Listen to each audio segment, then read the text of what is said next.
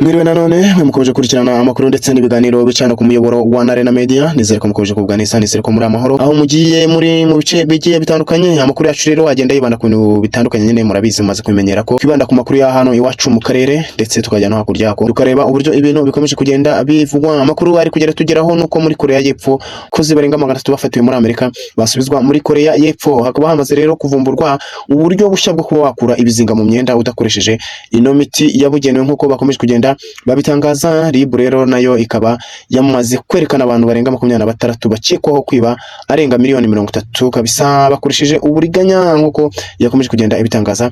RIB tugarutse rero ku makuru yacu arambuye nuko RIB yerekanye 26 bakekwaho kwiba arenga miliyoni 30 bakoresheje ikorana buhanga. Yana makuru rero bakomeje kugenda batangaza avuga ati aba bantu 26 bakaba bashyizwe hanze na RIB kubera ubujura barimo bagenda bakorera abaturage.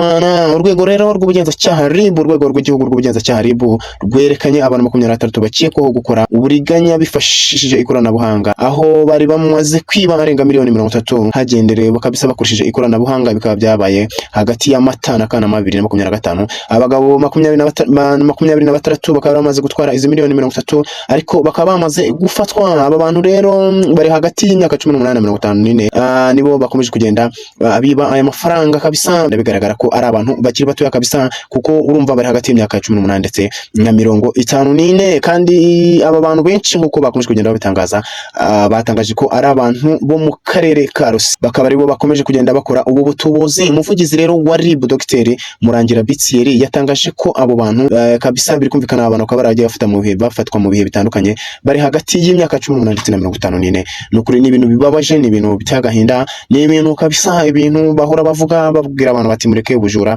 mureke kwibira abantu kuri telefone, kandi ndetse babwira n'abantu, babwira n'abaturarwanda, babwira n'abaturage, babwira ati abantu ni mubareke, ni mubima amatwi kuko ni muha amatwi byo kubibabaza bibabaza batwara utwanyu, kandi nta buhanga bundi bakoresha n'ubucakura n'uburyarya kabisa. Bakaba bari kugenda babwira abantu bavuga ati ni mureke kabisa guha amatwi aba bantu. Murabizi ko ari gahunda ya bime amatwi, ibiganiro twagiye tubitangaza tuvuga tuti hari gahunda ya bime amatwi. Nta ikindi rero bavugaga n'aba bantu bahamagara abantu batabazi, bagahamagara abantu bababwira bati bababeshya bakoresha uturimi twinshi bikarangira babatwaye utwabo. Rero Thierry abwira abantu ati ni mureke kumva abantu kubera ko nundi nta buhanga bundi bakoresha n'amagambo. Ni mubima amatwi, umuntu ntabwo hamagara utamuzi akaguhamagara kubwira ibintu utari kumva, mureke muhakanire ndetse unamukupe. Ayo akabiri amagambo yakomeje kugenda atangaza. Aba kandi itsinda ry'abameni niko rizwi, itsinda ry'abameni bakaba bakoranaga n'aba agenti kugira ngo babone uko batwara aya mafaranga. Iyo bayakuragaho cyangwa se iyo bayatwaraga bahitaga bayohereza ku ba agenti nabo bakahita bayabikuza. Biri kumvikana ko nyine bari barashyizeho uburyo bwo kubikuza bakorana n'aba agenti, bakahita ayo mafaranga bahita bayakora ku kanya, ku buryo iyo bayagutwaye nta ni segonda rishira, nta n'iminota ishira, amafaranga bahita bayakuraho. Dr rero Murangira yagaragaje ko binyuze mu busesenguzi RIB yakoze ibi ari ibyaha bishobora kwirindwa, asaba abaturarwanda kugira amakenga. Biri kumvikana ati twakoze isesengura dusanga aba bantu nubwo bajya muri ibi bintu, nubwo babikora nta buhanga bundi bakoresha, ahubwo n'uburyarya, na kindi n'uburyarya, na karimi karaho ngaho kuko komeza kugenda bajujubya abantu kabisa. Dr rero Murangira yerekanye ko muri miliyoni 30 zibwe RIB imaze kugaruza arenga miliyoni 25. Biri kumvikana ko eshanu ntiziragaruka ariko twizeye ko nazo zizagaruka. Ikanagaragaza ko mu myaka 3 ishize hakiriwe ibirego 272 birimo abakekwaho 378. Ni mu gihe rero amafaranga yibwe ari miliyoni 81 ayagarujwe ari miliyoni 33. Ibyo bikaba bigize 77%. Biri kumvikana ko miliyoni 81 zibwe kabisa, 33 zikabirizo zamaze kugaruzwa. Dr rero Tsira akabakomeza kugenda atangariza abwira abanyarwanda babwira ati kabisa mwe bana abantu mubima amatwi. Rero aba bantu bakurikiranyweho ibyaha 5 birimo gushyiraho umutwe w'abagizi banabi cyangwa se kujyamo. Biri kugenda byumvikana kwihesha ikintu cyundi hakoreshejwe uburiganya, kwiyitirira umwirondoro w'undi muntu kabisa, akaba yakwiyitirira andi mazina y'undi muntu, kudasobanura inkomoko y'umutungo niyeza ndonke. Biri kumvikana kabisa bikaba ari ibyaha bigize ibi bintu. Ibi byose rero bihanishwa igifungo kiri hagati y'imyaka 2 ndetse n'imyaka 10. Cyo gifungo kigize ibi byaha nkuko bitangaje. Tugarutse rero ku yandi makuru yacu kabisa, ku yandi makuru yacu ari kugenda atangazwa hano nuko nyine havumbuwe uburyo bushya bwo kuba wakura ibizinga mu myenda nk'uko bakomeje kugenda babitangaza. Murabizi ko abantu bagenda bakoresha uburyo butandukanye bakura ibizinga mu myenda ewana kabisa. Murabizi ko ibi bizinga mu myenda bizanwa n'ibintu bitandukanye, bishobora kuzanwa n'ibyuya umuntu yabize. Murabizi ko hari abantu bagenda babira ibyuya bakaba bazanamo ibizinga, hakaba hari n'ibindi bizinga bizanwa n'ibintu bitandukanye, n'indi myanda igiye itandukanye, ibitoki ndetse n'ibindi bitandukanye. Murabizi ko hari ibintu byinshi bigenda bizana ibizinga, hakaba hari imiti yakoreshwaga mu gukura ibizinga muri iyi myenda, ariko bikaba nk'uko byakomeje kugenda bitangazwa cyangwa se bigenda bigaragazwa ko ubu buryo bushobora kuba bwakangiza umwenda. Hakaba hari ubundi buryo bushya bwaje bwo kuba bakura ibizinga mu myenda nk'uko bakomeje kugenda babitangaza. Ubushakashatsi rero bwakorewe mu Buyapani kabisa bwerekanye ko hari ubundi buryo bushobora gukoreshwa butari imiti ndetse n'ibwangize umwenda. Biri kumvikana bavuga bati hari ubundi buryo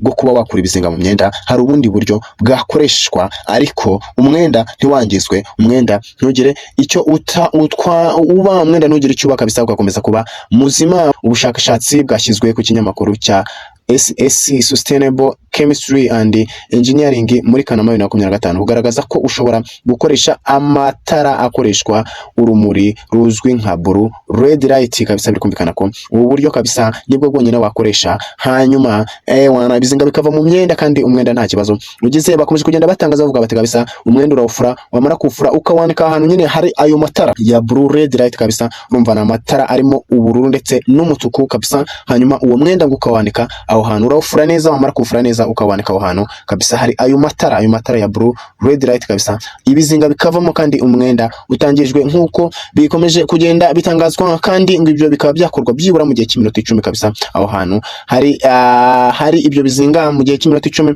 ewana, kandi hari na oxygen. Birumvikana ahantu hari umwuka mwiza, biravuga ko nuko wanika ahantu hari umwuka mwiza wa oxygen kandi ukabikora byibura mu minota 10 ibyo bizinga bikavamo kabisa. Rero twakomeje kugenda tuvugaho nuko Korea y'Epfo nyine iri mu nzira kabisa yo gucyura abakozi barenga 300 bafatiwe muri Amerika. Korea y'Epfo reka yamaze kabisa gutangaza ko abarenga 300 ewana bashobora kuba bagiye kugaruka nyine muri Korea nk'uko byakomeje kugenda bitangazwa.